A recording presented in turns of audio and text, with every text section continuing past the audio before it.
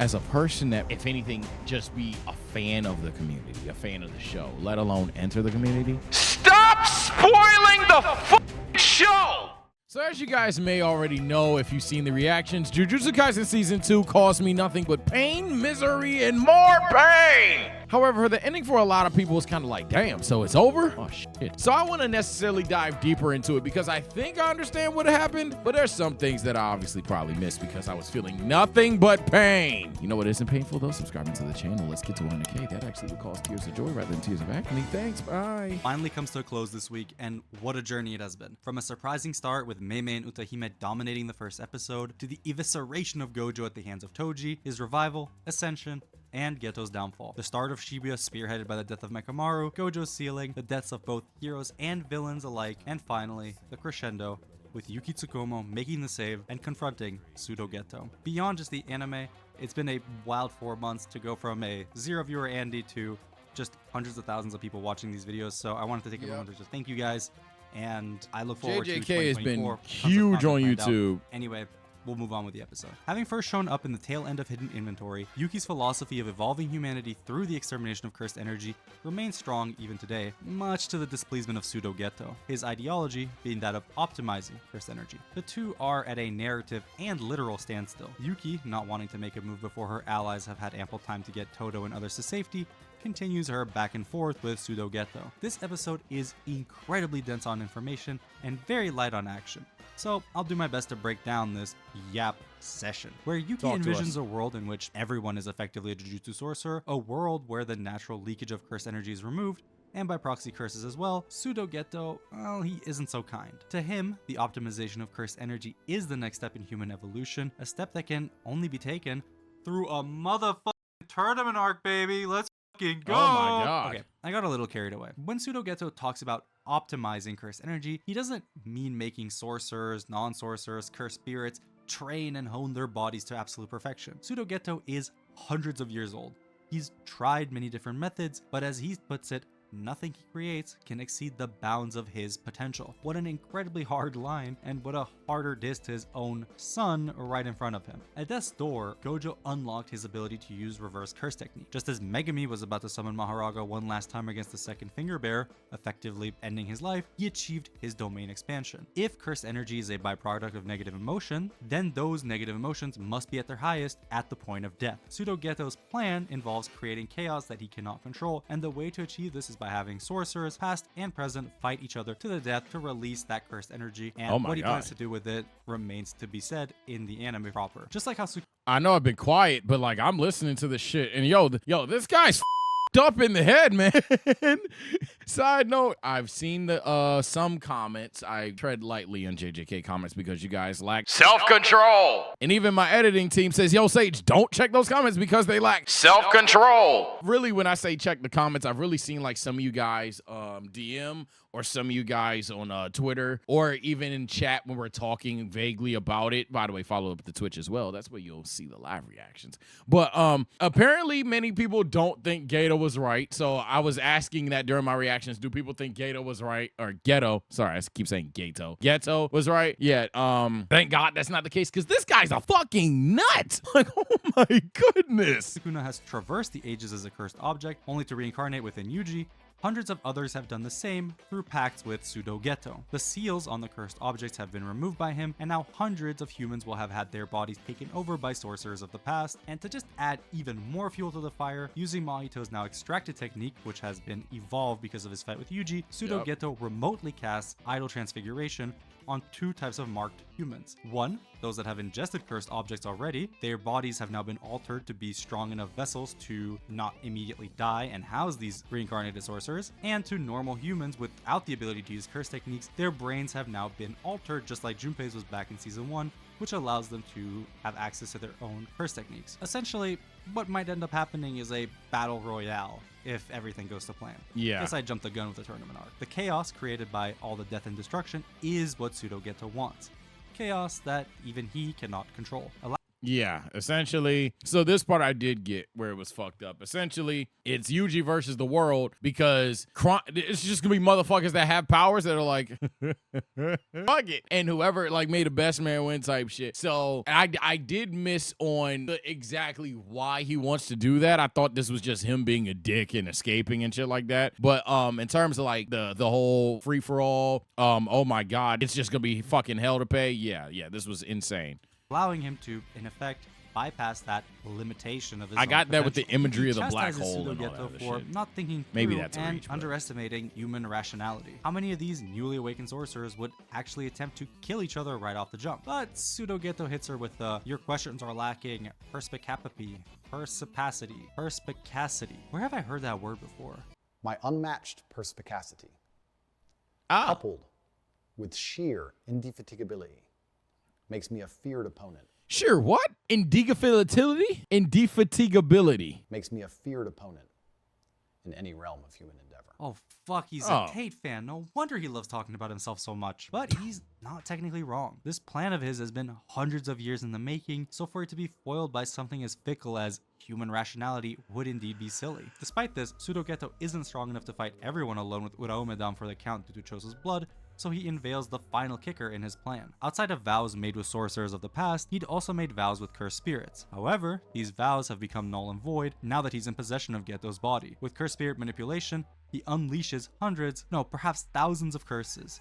And a surprisingly beautiful track so late into the series erupts, perfectly encapsulating the mood of the scene. He makes his escape with the prison realm, but not without flaunting it one last time before dipping into the darkness. Yuji's cries out for Gojo ring through our ears, and the power cuts out. My nigga gets out that cube or they free my nigga. I swear to God, that nigga. He's slapping the shit out of everybody, bro. Oh my God, this is the most hold shit, bro. I can't wait till they free this nigga, bro. Oh my Lord, free my nigga Gojo. By the way, I know there's probably some manga readers out there, but in a lot of my stream, I'll notice some of my mods go, "Is Gojo a fraud?" Or like whenever a random mod will post a poll, anything like who's a bigger fraud, it'll be like whoever was the fraud of the stream, and then Gojo's in there. I'm like, bro, what the fuck are y'all talking about? And this was before I seen season 2. After that, bro, y'all calling him a fraud over this? You Fucking high? nigga ain't no motherfucking fraud. Maybe some of you manga niggas seen some bullshit. Which, by the way, I'm praying I didn't see a spoiler on Twitter the other day. I'm praying that I didn't wake up and see a spoiler on YouTube the other day. But, bro, JJK niggas, the community. As a person that, if anything, just be a fan of the community, a fan of the show, let alone enter the community. Stop spoiling the fucking show! I don't know. I truly don't know if I like paneled off in time. I don't know if I saw a spoiler. I don't know if I saw something that I already saw, but it was drawn differently in the manga. I just said, oh, fuck that, and I was gone. But like the fact that even if I didn't get spoiled, I'm afraid of some spoiler shit. So now I only have this one crazy ass thought to mind of what possibly happened, and if that happens, I'm crying in the fucking car. Oh my God, I'll throw up. But dog, either the fuck way, please stop spoiling the fucking show. We want to be intertwined and interested in the show, but all you niggas do is because you're so excited of the show, you just plaster it in any fucking video at any fucking point in time. But stop. Fuck. Hopefully that gives you an idea as to what just happened. But read the manga. Eat a Dick! That's no standard for like 90% of anime. 90% of anime, you just watch the shit. Hey, if something happened in the manga, yeah, niggas gonna be hype about it. Example, Dragon Ball Super. Yeah, niggas get hype about the Dragon Ball Super shit. It might trend on Twitter for those people, but it doesn't make it into every fucking Dragon Ball video as if it's common knowledge. You know what I'm saying? Like, damn.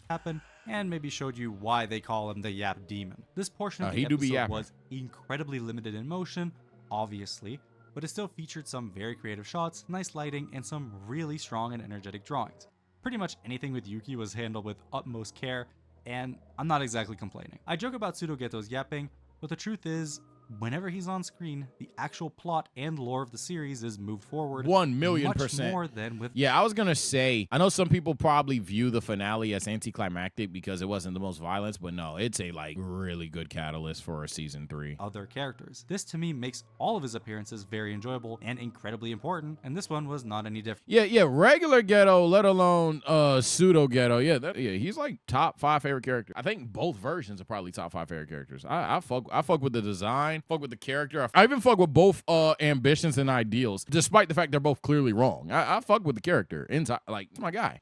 What is very different, however, is the anime's take on the second half, aka the, we're at the end of our budget and time act. Jokes aside, in the manga, we're greeted with this set of pages. Utter chaos, chaos by design. With the news of Shibuya making its way to the masses, total panic. The anime's approach is much more detailed and surprisingly calm. People are unsure with what's happening and they just continue about their daily lives, blissfully unaware. Some even call what's happening a hoax, or, well, they're probably just recording a movie. The only ones in true panic are what I assume government officials with knowledge of cursed spirits and cursed energy. Plans get thrown out one after the other, but with how Gege writes the story, this might not be that important to us as readers. The scene shifts and Jujutsu Kaisen once again taps into its horror-esque nature. This admittedly long scene of a lost child scrounging up food in an abandoned supermarket is properly unsettling. At first, this ethereal-looking curse motions at the child to come closer, but as she makes her way towards the door, the curse's form becomes more and more apparent. And to be honest, Gege does a really good job at creating monsters, so much so that I'd love to see him attempt to create a horror manga just like Junji Ito.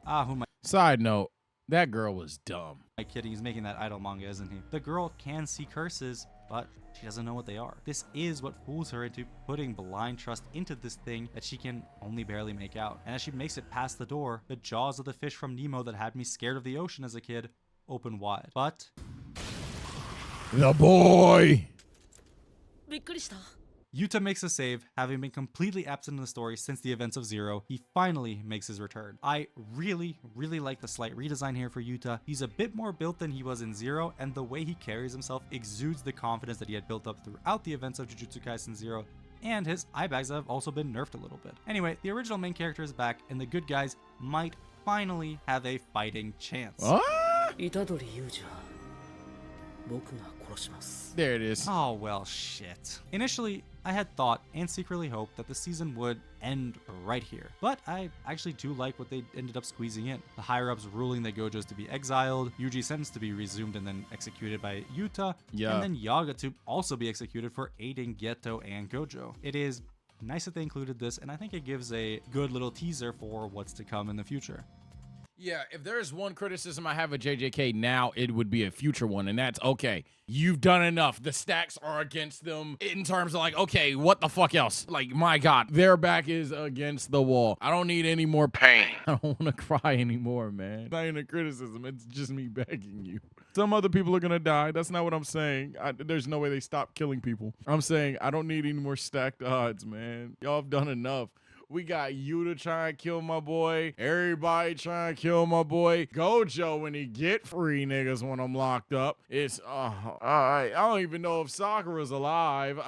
But seriously, I mean, they're creative. JJK's creative. I'm always of the mindset with a lot of newer gen shit nowadays to just let it cook before I deem it ass. But yeah, if they like try to do a couple more things to stack the odds even further before the fight, it would have me as a head scratcher because I'm like, damn, I mean, I don't think there is a way out of this. Regardless, I think this is a bit overkill at this point. This episode did feature a lot of time-saving techniques like reusing shots or long panning ones, but I think this shot of Yuji walking around just went on and on. But again, there's some drag scenes in the finale. Yeah, they are. The girl scene was dragged. The talking scene, granted a yap fest, but yap fest, but drag. This scene's dragged as well. The people being cool, that scene's dragged as well. There's a lot of like, all right, we're trying to waste time shit going on in the finale. I don't think it's a bad finale though because it's so detrimental for the next season. It's just not one of those, oh my God, peak finales type shit. They are the victims, you get the idea. With the thousands of curses released, Yuji claps his hands, and two spring up at him, and Jujutsu Kaisen Season 2 is over.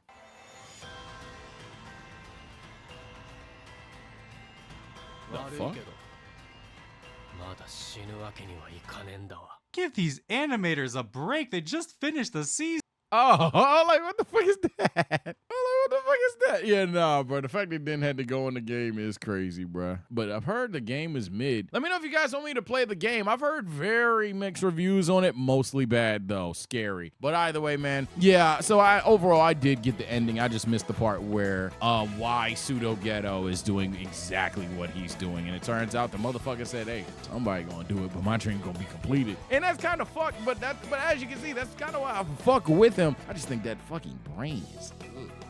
His brain Pain is disgusting. Ugh. But hey, man, take care, stay blessed, free Gojo, and most importantly, I don't need any more pain.